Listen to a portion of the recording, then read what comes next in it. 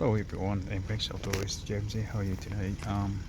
Here in this video we're going to share the work we finished in the Ford Territory SZ MK1 2011 model, and you know that this one come with the factory radio, come with the factory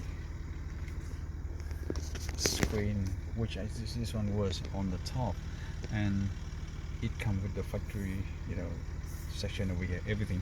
And currently it already has our special build 9-inch premium system for the car that integrate into the car, very nice. And the whole main idea of the whole system, what we build here is we keep the original section, we keep the original system down there, and we do the proper job to relocate the power point, relocate and connect to the system. So at this moment everything from the factory is working very nice, as it is, it should.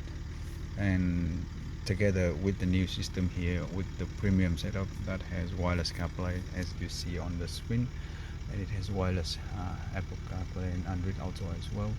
And also it combined with the Full HD anti-glare and Super Night Vision reverse camera that we installed nicely at the back of the tailgate, like a factory look camera.